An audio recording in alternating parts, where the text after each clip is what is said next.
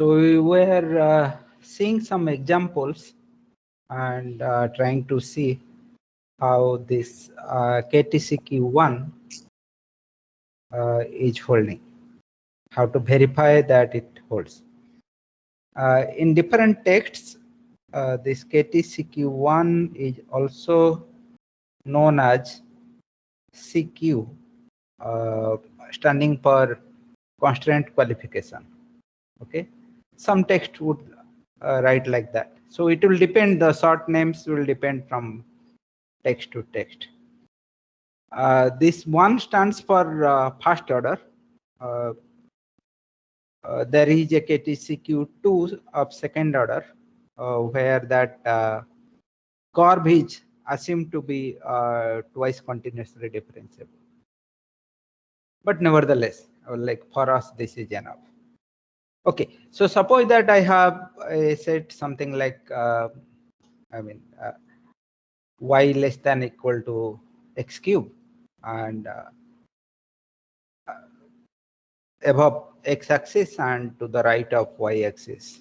Okay, so that's g1 is x1 cube minus x2 greater than equal to 0, g2 is x1 greater than equal to 0, and g3 is x2 greater than equal to 0. That's given. Question is, so that KTCQ1, the first order Kuhn-Tucker constraint qualification, holds at all points in T, at each feasible point. So there are 4 types of feasible points here.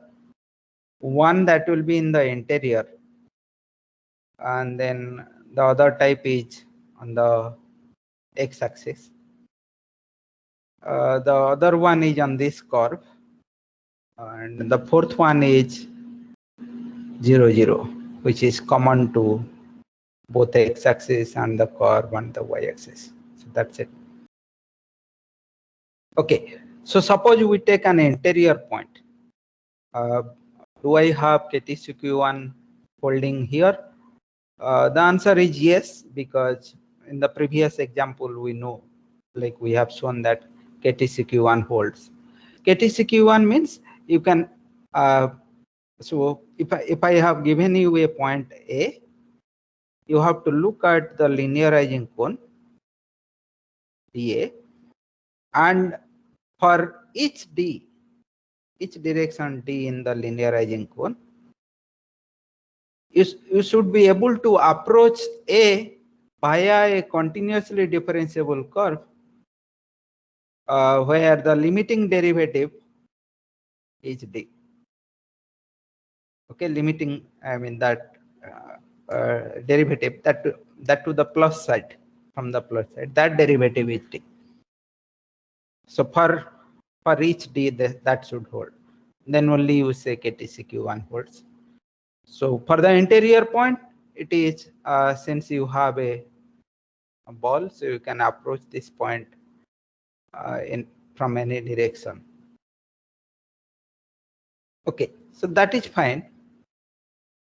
Suppose that I am at a point something like this. Okay, let me first try this one, A equal to 0, 0. Okay, let me take A equal to 0, 0. Okay, so if I take A equal to 0, if A is an interior point, what is dA? Now if A is an interior point, then the linearizing cone is all of Rn itself. Okay, because the feasible directions, that set itself is Rn, and linearizing cone is a superset of that, and it cannot go beyond Rn anyway. Okay, so at I am looking at 0, 0. Now at 0, 0, I am trying to figure out.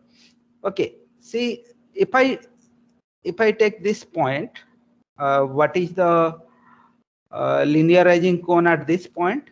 Now you will have to look at the normal, and then 90-degree, whatever possible 90-degree. These are the directions available.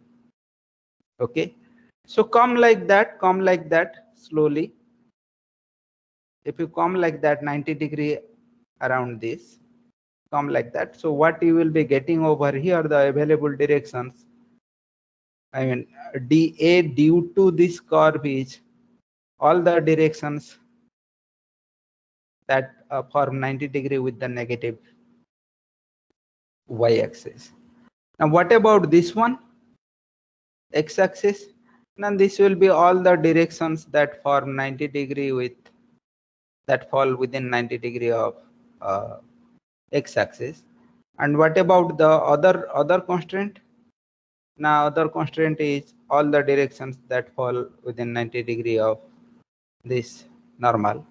So ultimately, if you take the intersection of them, if I take the intersection of the normal due to the, I mean the directions that I am getting due to the curve and due to x-axis, that I will get the total of x-axis. So ultimately what I am seeing, the direction should, the linearizing cone should come like this one, greater than equal to 0 and 0. That is what it should come, because you will have all these directions, common point all these directions, that will give you that, and intersection with these directions. So ultimately it is the positive x-axis direction that will remain.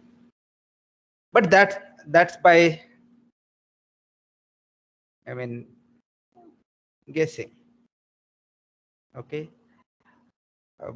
So I have to write it rigorously. Then dA. This is what? Now this is the set of all directions D, that is equal to D1, D2, such that what are the constraints, active constraints here? Now all of them are passing through. For example, at this point, the first curve G1 is equal to 0. The second one, that is G2, is also equal to 0. Remember, G1 is x1 cube minus x2. So at 0, 0, it is equality. G2 is x1 greater than equal to 0. So that is also at origin it is equality, and G3 is x2 greater than equal to 0. So at origin that is also equality. All three are active.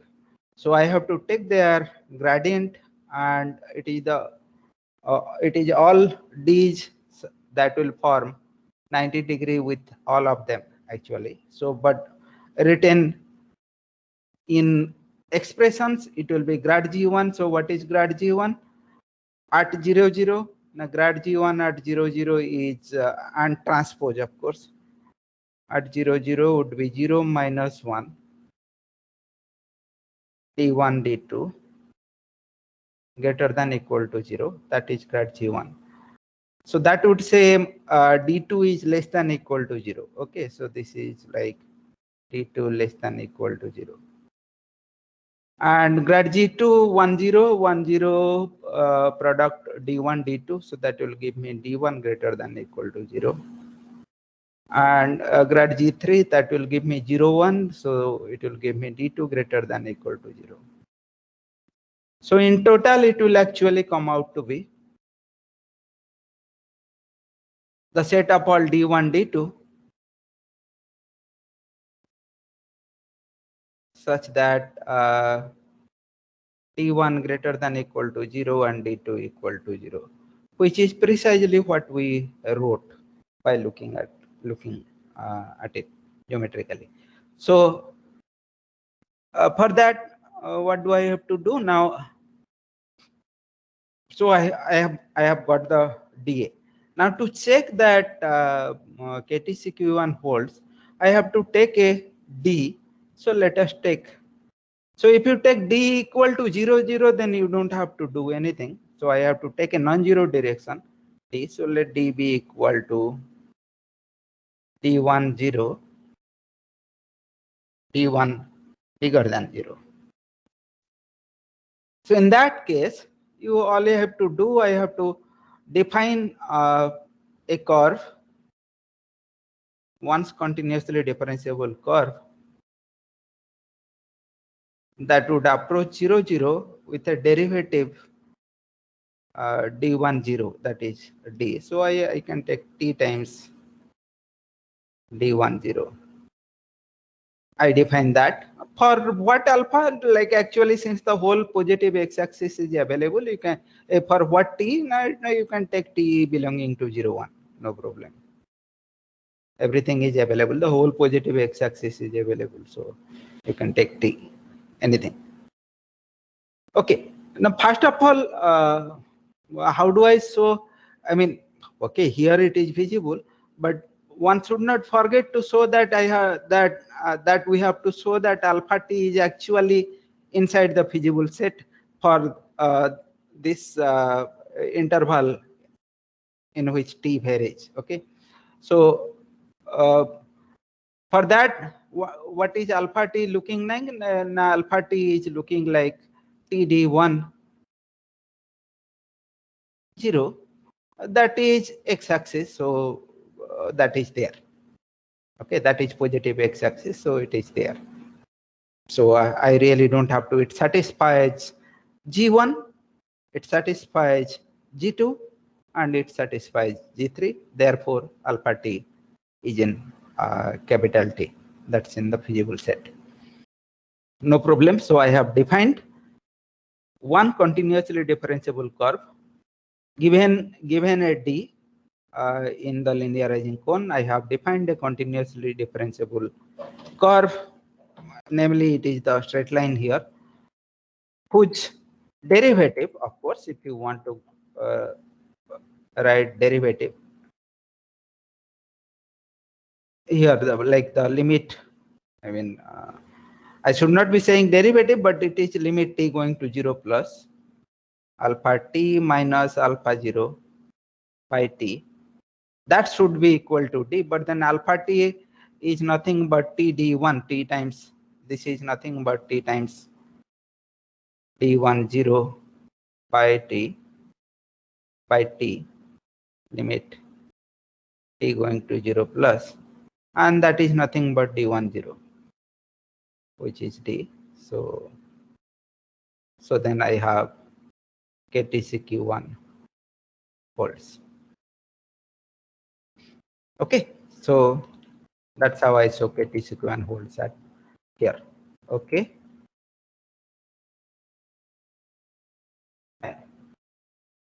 What about the point A10? Let me do it here. Suppose I have a point A, so that is A10, A1 positive. I already know that at interior points KTCQ1 holds. So this is my third choice, and then my fourth choice will be on the curve. Okay, here I have. Now what is the feasible directions? Now, in order to find the feasible directions, not feasible directions, but the linearizing cone. In order to find the linearizing cone, you have to look at the active constants. Which constraint is active? Now G2. Not G2, but G3. G3 was x2 greater than equal to 0, and here x2 equal to 0. So G3 active. So if I write A is equal to 3. So then what is the linearizing cone?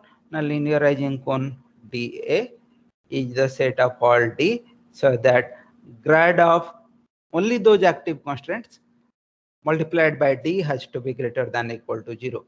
But then this basically means 0, 1 x2, because it is x2, it is 0, 1 multiplied by d, d1, d2 greater than equal to 0, which basically means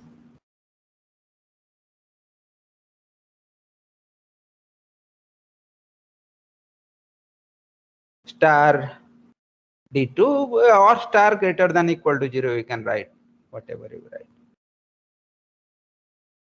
Okay, so which essentially means you can move in, the directions are like you can move in any directions, the x coordinate, if you are thinking of going in a direction, then the x coordinate can be anything. It can be positive or negative. That means you can go left or right, but you have to go upwards. So that's why d2 has to be greater than equal to 0. But anyway, that is, and then so you take, so let d be like d1 d2 greater than equal to 0, b and dA. Now I have to define a continuously differentiable curve approaching the point A with a tangent of D. And the only problem over here is that my point could be here also. Okay, I don't know where it is. It's like A1 is arbitrary, right? Point could be here also. And this D1, D2 that I am taking, that value, for example, D1 value could be minus 500, D2 could be 500. It could be like, or something like that. It's a huge direction. So then my problem here is to supply that interval, that T. Okay, I understand I have to define alpha T is equal to A1 0 plus T times D1 D2, that I understand, but T belonging to 0 to what? That part I have a problem. So how do I do? So there are two ways to approach it. If you want to fill up the second coordinate, there are two ways. You have to find the distance of this point from this curve y equal to x cube. That can be found. This point is not there because a1 is positive. This point is not there on the curve, and this curve is like it's a closed set. You can find there is a distance. Okay, that can be found. In fact, if you want to find, you can also find, because it will be a point at which the tangent and this line, the line joining a1 0, they will be 90 degrees. So that can be found, but those things are like little bit more time taking. If you want to find that, you can find that. That is not at all a problem. Rather, what I would do, I would consider. So I will approach in a different way. Let O1 be the set of x such that x means x1 x2 such that g1x is bigger than 0. Remember, g1x is x1 cube minus x2. So essentially I'm looking for points for which these are strictly bigger than 0. Fine. Because g1 is a continuous function, this set is an open set. This is open set. Okay.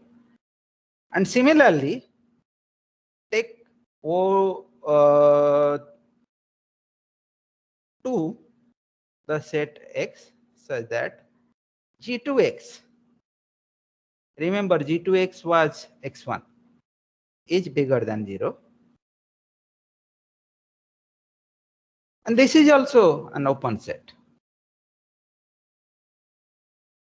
So if I take O1 intersection O2, okay,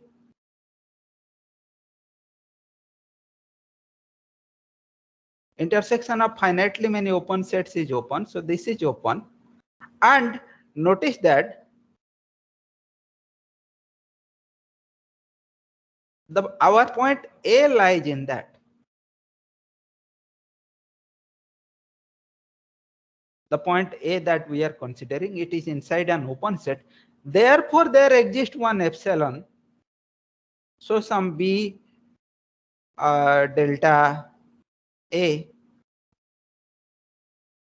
is contained in O1 intersection O2. Okay, some B delta A. So I will find a ball around it. So it basically means there is a ball around A1 0 that is inside that open set.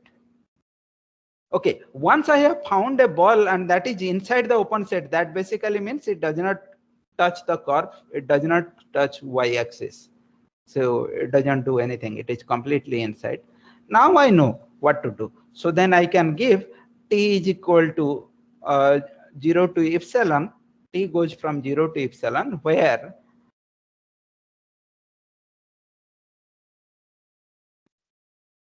epsilon equal to delta by 2 and then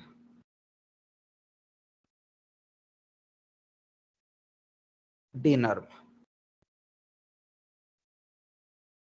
Okay, so that d by d norm is an unit vector, and all I am going is I am max at max going an extent of delta by 2. So therefore I should be staying inside V delta A.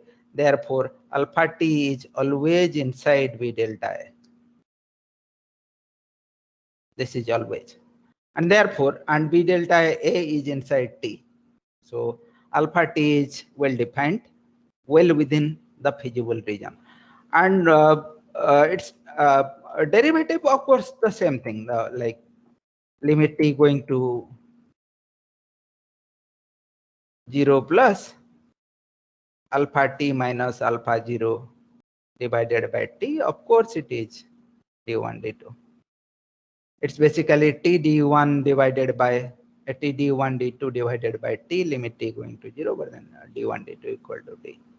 So KTCQ1 holds here.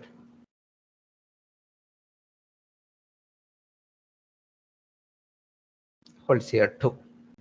Okay, so what remains? Now the point on a general point on the curve. Okay, fine.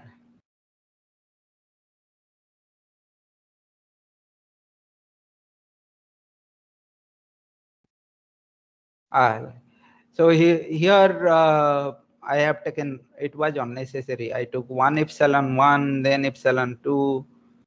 So because used that O1 open, O2 open, instead of that, I could have directly taken O1 intersection O2 open and then talked about a single epsilon once. No problem. Okay. So now let us talk about this. So I am at a point x comma x cube. That is where I am, where x is a positive number. So a is equal to a1, or you can write, okay, x comma x cube and x bigger than 0. That's okay.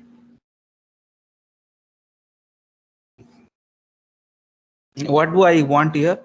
No, I want to show that KTCQ1 holds here. Well, if you want to show KTCQ1 holds here, you have to compute the linearizing cone.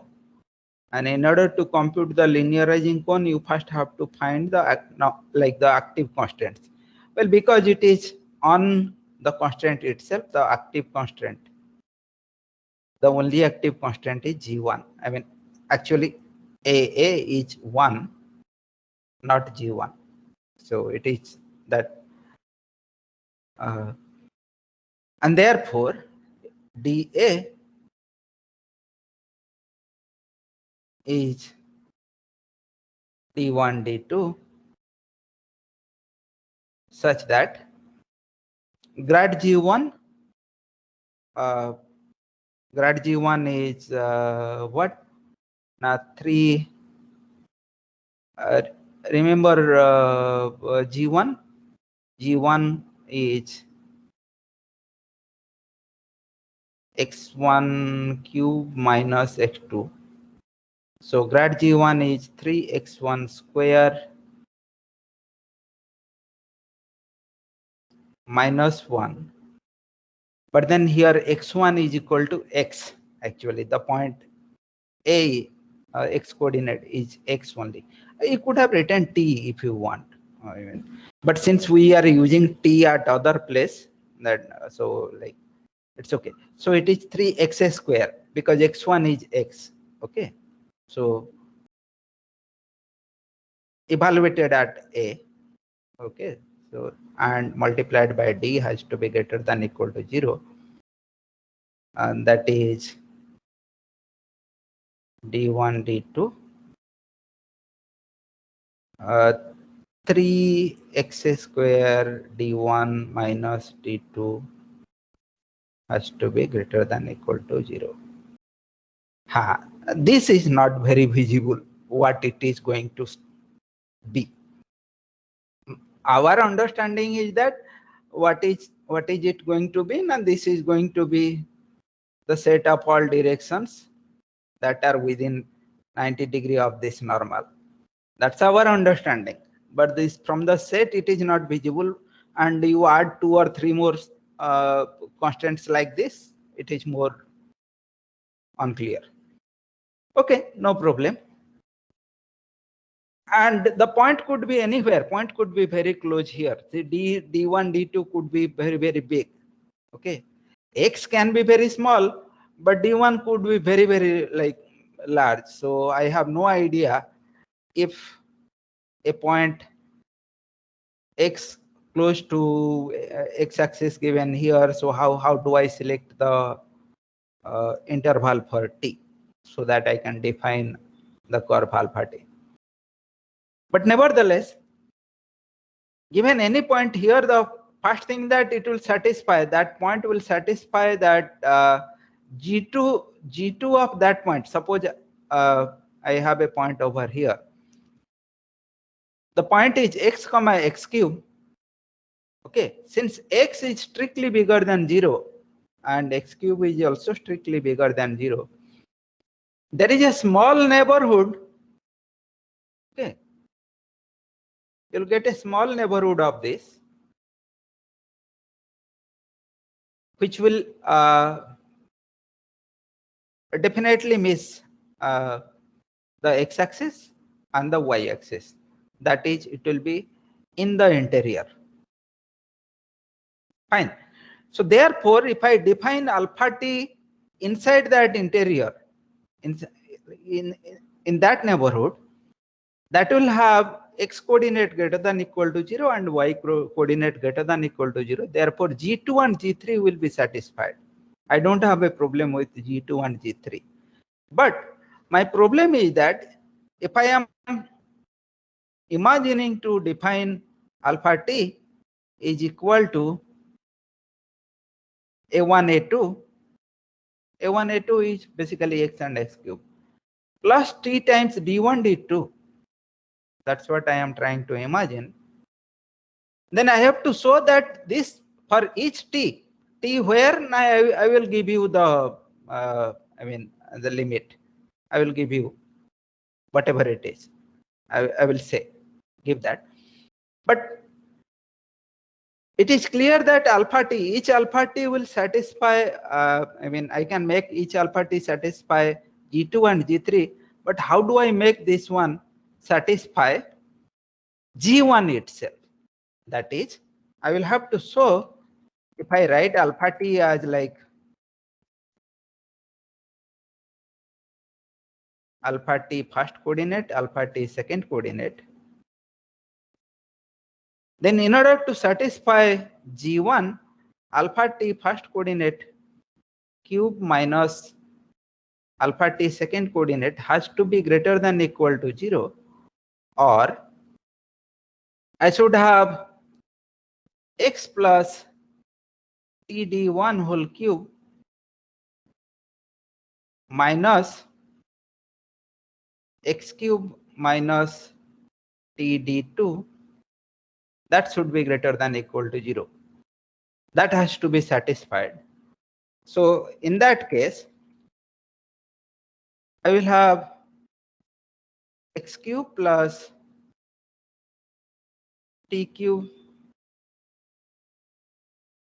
d1 cube plus 3x t square d1 square plus 3x square td1 minus x cube minus td2. I require this. Okay. Okay, that x cube cancels. Okay. And what do I have?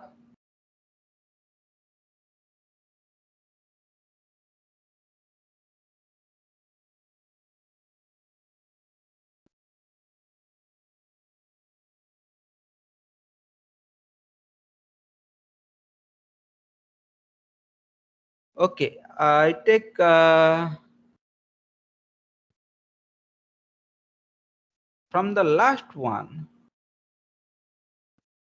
Here I take t common.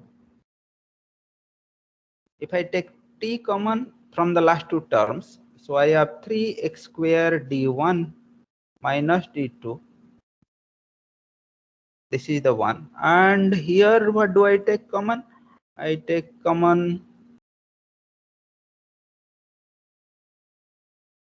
is everything I have written perfectly.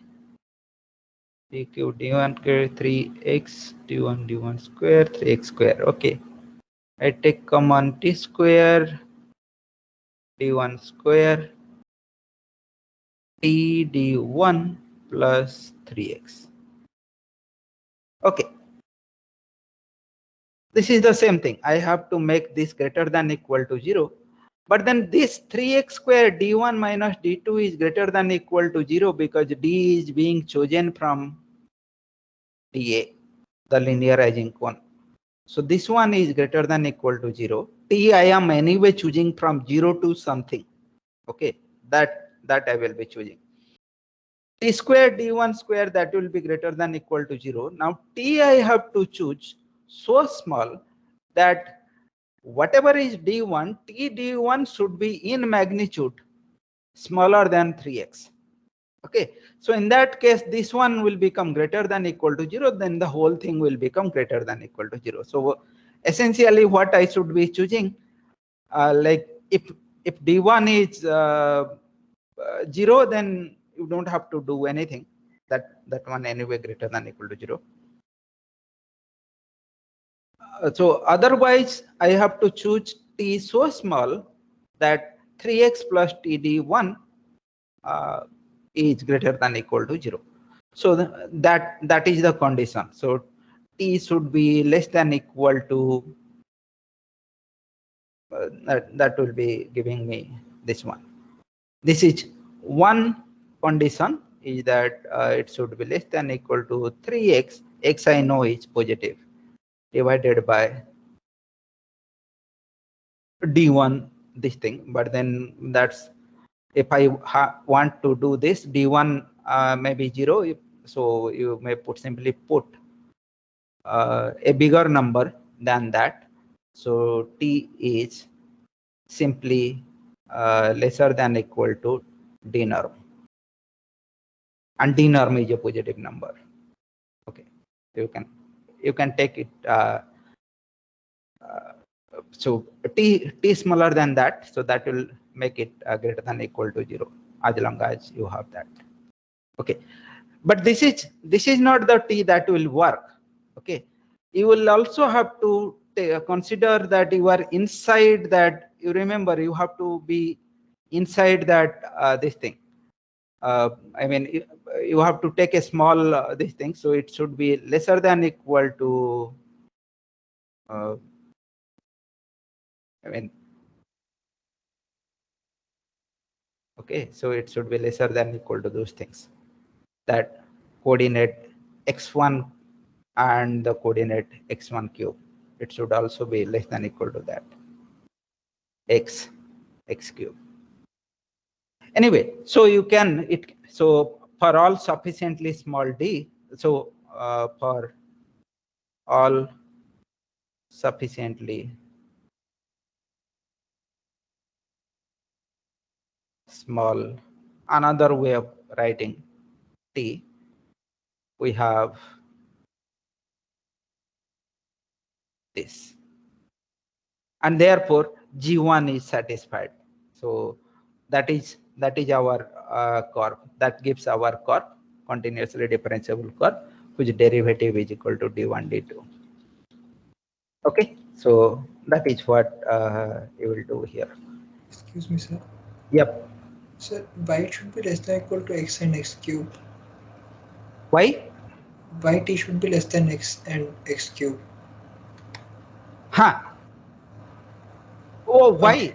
Oh, Yes, sir. because it is at a point and you have to be inside a ball that does not touch the, I mean, that lies above x-axis, and it also satisfy that G2 and G3 also it has to satisfy, na?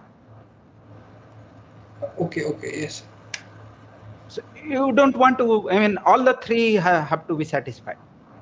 Yes, sir. Understood. Thank you. But it is like it is better that you don't go into this like these, I mean, complications. Rather you simply say for all sufficiently small t, because at this stage we understand that if I want you to write rigorously, it will take 2 pages, but you will be able to write it.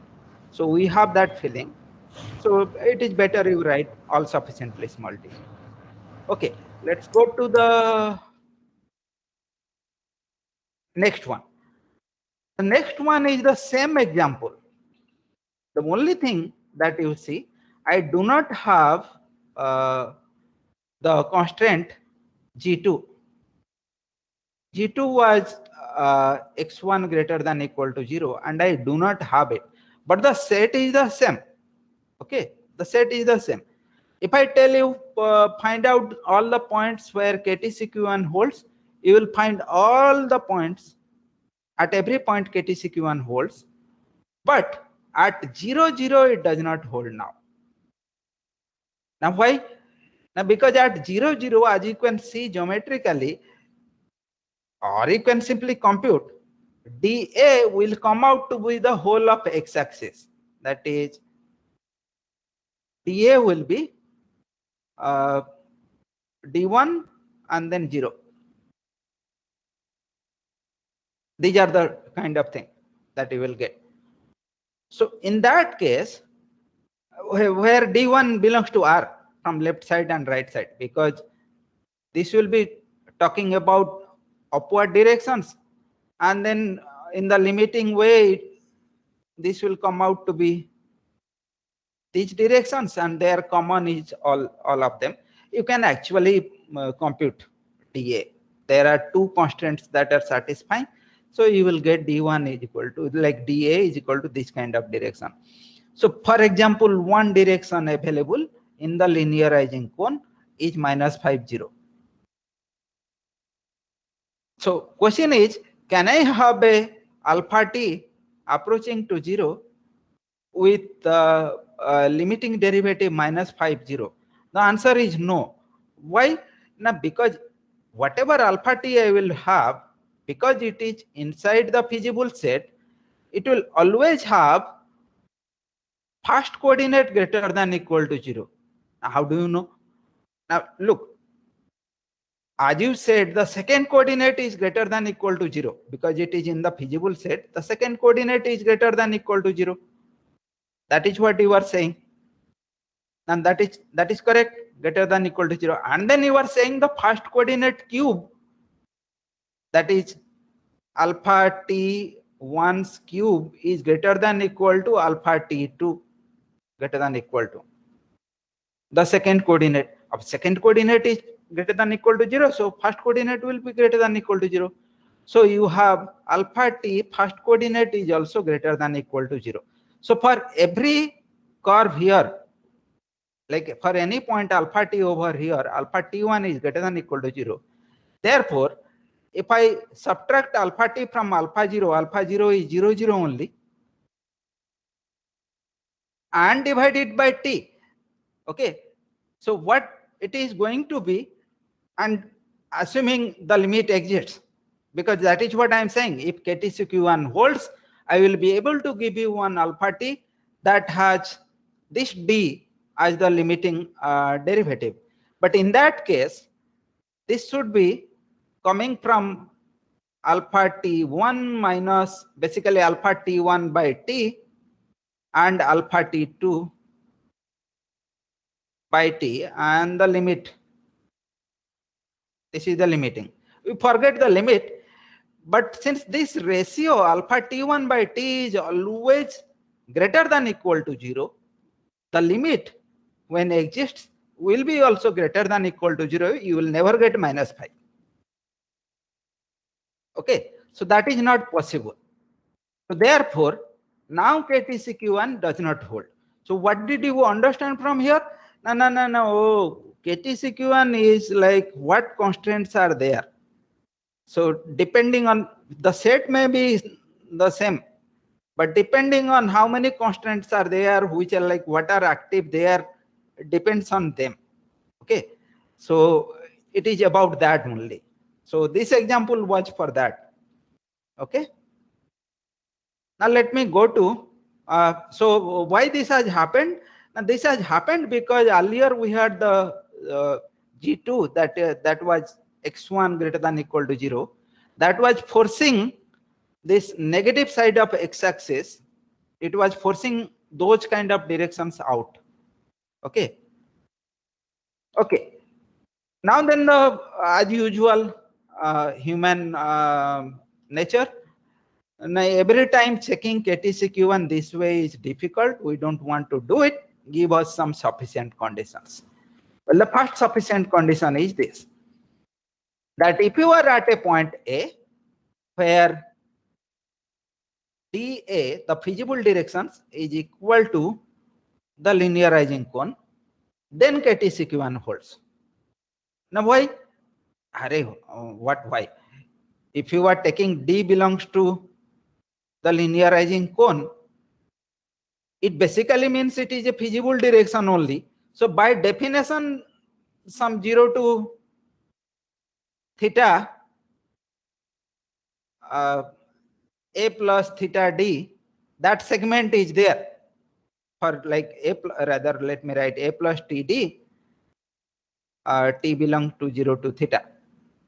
That segment, because it is a feasible direction, that segment is always lying. So I can easily take that only. Okay, so being the feasible direction. So therefore KTCQ1 holds. Fine. So this is trivial. This part is trivial. No problem. What else? There is a non-trivial sufficient condition, and mostly people write it as LICQ. Okay, LICQ. That is linear independent constraint qualification. The short form for that. What it says? Now it says you look at all those active constraints and their grad. Okay, all for all those active constraints, and also look at the grad Hj. And this is for all, because anyway Hj's you can view them as like they are all active. Okay, again they equal to 0. They are the equality constant. So this is for all j, and this is for all active. So you got a set of vectors. Now if this set of vectors is linearly independent, then constant KTCQ1 holds at A. Okay, so if this set F is linearly independent, then KTCQ1 holds. This one is much easier to apply. For example, let us take the same example that we looked previously. What did we have? Now we had this, we had this, and we had this. So this is our G1, this is G2, and this is G3. G2 is x1 bigger than equal to 0, G1 is x1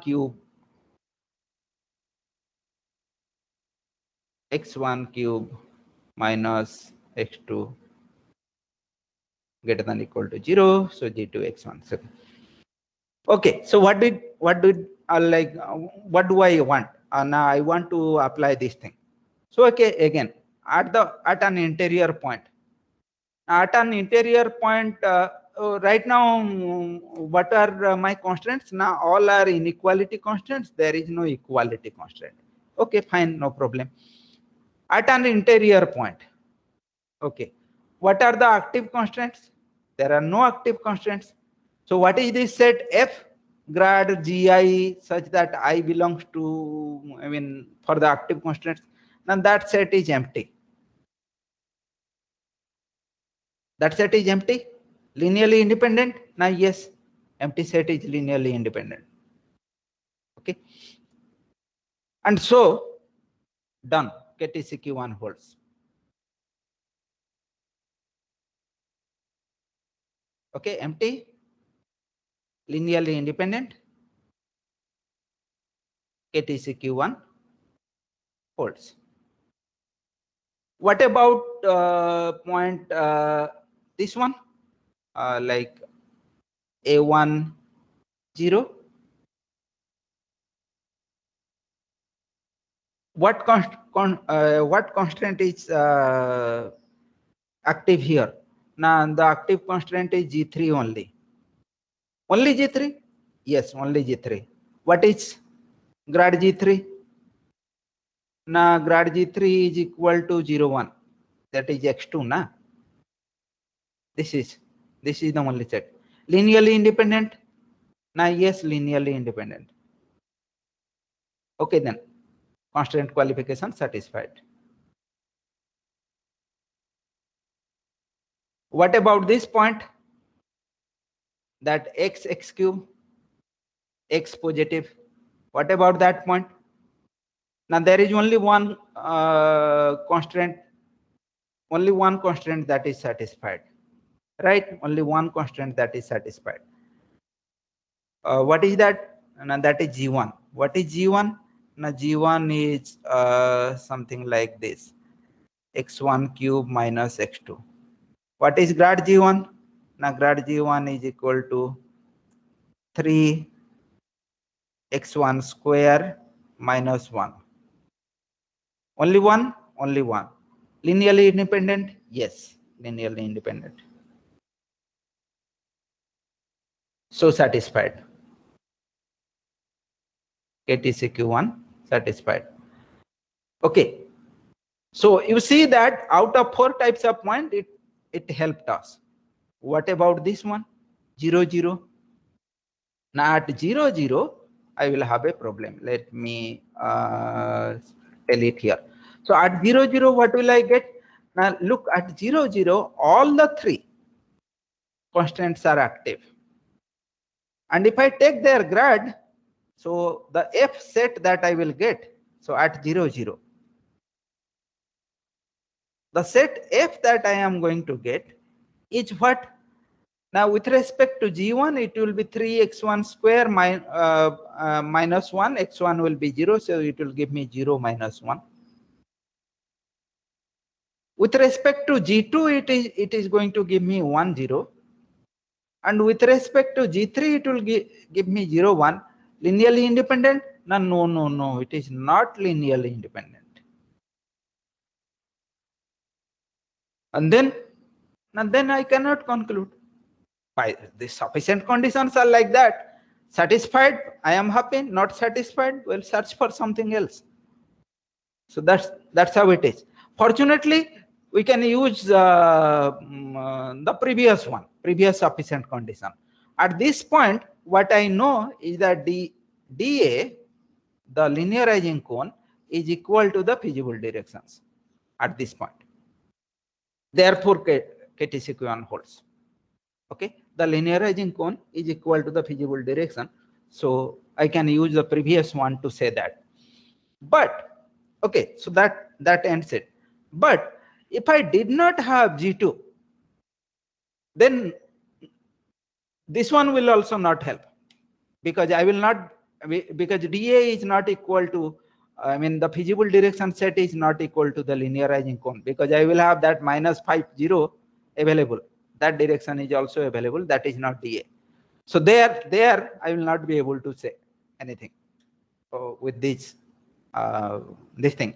Anyway, it does not hold. So the sufficient condition obviously are going to fail.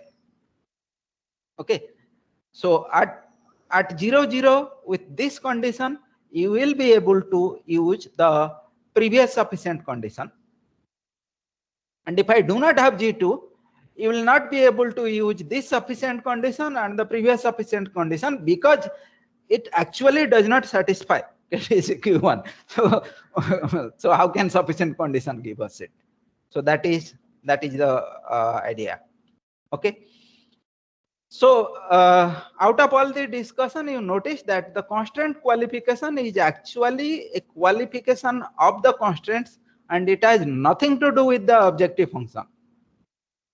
Okay, but when you are talking about KT points, they depend on the objective function, because as you are trying to satisfy grad L, and grad L involves grad F.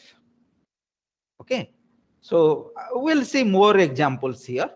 Okay, so there is a small exercise here. You can try that. Okay, so yeah, I will stop here today.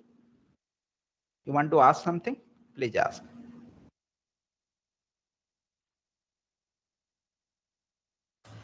Excuse me, sir. Yes. First example above, where you define the sets O1 and O2 as G1 greater than 0 and G2 greater than 0, and concluded that they are open sets using the fact that G1 and G2 are continuous. Right. I understood that the sets are open, but I didn't understand how you use the continuity to conclude. Like, will it be true for any G1 and G2 which are continuous? Right, for every, actually that is equivalent definition of continuous. So a function, like if you have so R to R, Rn to Rn, whatever, let me write, say Rn to Rm. Suppose I have a continuous function. So like suppose I have a function from Rn to Rm, then f is continuous, this one, and the second is f inverse of O is open for each open O, and the third, f inverse of K is closed for each closed K. They are equivalent. The following are equivalent: 1, 2, 3. That means F pulls back open set to open sets. So if you take on the right hand side an open set, its pre-image set is open. If you take a right hand side closed, its pre-image set is closed. So since I am looking at G2X, okay, so right now, for example, I am talking about suppose G2X or G1X, whatever. Now what is G1X? Now right now G1X is from R2 actually. X1, X2 is defined as X1Q minus X2. That's what it is. So it is a function from R2 to R. Now I take an open set on the right hand side. What is the open set? Now 0 to infinity. So then what is the pre-image of this one? Now the pre-image has to be open. So these are all equivalent definitions of continuity. Actually equivalent, you can take anyone as the definition and prove, I mean, this thing. Okay, sir. Thank you, sir.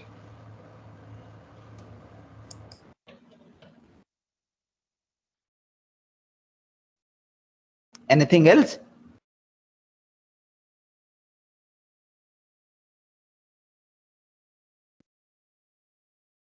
Sir, will we be studying any necessary condition to check this also? Yes, it is coming in the next class. Actually, there like we will be having 2 more classes. I am not willing to take much more than that. So by this Friday, we have 1 class tomorrow. So we'll talk about necessary and sufficient conditions for this minimum, finding KT points and finding maximum minimum. And then we'll talk about the Lagrange multipliers.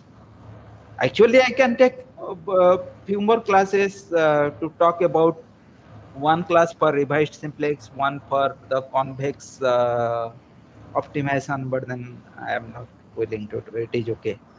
For this time, it is this much enough. Those who are interested, they can easily read. They are like half a class size, I mean, documents only. So by this Friday, I will stop. So we have only 2 more classes. One, tomorrow we'll have necessary and sufficient conditions.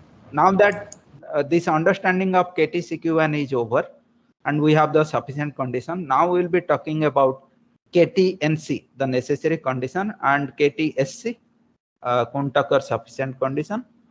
And then we'll talk about, so that will end the general discussion. Then we'll talk about the Lagrange multiplier. That is a special case when we do not have inequality constraints. So that will be on Friday, and there we will end. People were, I think somebody wrote me. Acha, what is your name? You have always asked me these questions, but I have never thanked you personally. So, Sir, my name is Saket. Saket. Acha, okay. Thank you. Anyway, you are one person who at least asks me question. I feel happy when somebody asks me a question. And the syllabus for the EndSem would be after assignments. So that is the nonlinear this thing. But you understand that this nonlinear discussions this very well, because it includes minimization of with inequality and equality constraints. It like the linear programming problems can also fall in this. Okay, you understand that part. So I have no idea what kind of questions I am going to ask, but you be aware that a linear programming problem can be asked here to solve in this way and to solve in that way. Those things can come, but the target is after assignments. Okay, so whatever after the third quiz, basically, third exam, that is second quiz, that I am targeting. And my target is also this time, because to be a little different, I will possibly ask, I think I will ask, and questions over here are a bit theoretical, so you please be prepared for proof writings, a little bit of proof writing. I will directly not ask you to write a theorem, because you already have those notes. who will guard you? Nobody will guard you. But yeah, some theoretical questions you have to practice actually. And these questions are also very computational. When it comes to compute, they will take time. You will understand when I give you questions tomorrow, the exercises tomorrow. So target is only this part after assignment, this thing. The nonlinear style, whatever techniques you learn. So that is the idea. And I should be able to return you your third this thing. Second quiz answer script by Tuesday, I guess. Tuesday or Wednesday, I don't know. Your exams are starting on 20, right? Yes. Yes, sir, around 20. Around 20. So yeah, I should be by 17 or something. This Friday only, I should stop. I don't want to, extend this one any further. So 2 more classes. Okay, fine. So that will be 40 marks only, and same. Sir, choices will be there? This time, Yes, sir, most probably no. Because each time I give you choice, it basically means it is a lot of things. And this time things are going to be very, very, I should not say no. But right now I do not have, I have not decided. If I, at that time, if I feel like giving more questions, I may give. But I mean, here, because a lot of time, my time will go in reading your proofs, because sometimes like given this and this, prove this, those kind of things will be there. I mean, that will have, there will be few questions like that. So for that, I have to read each and every answer script. So yeah, right now I am not sure.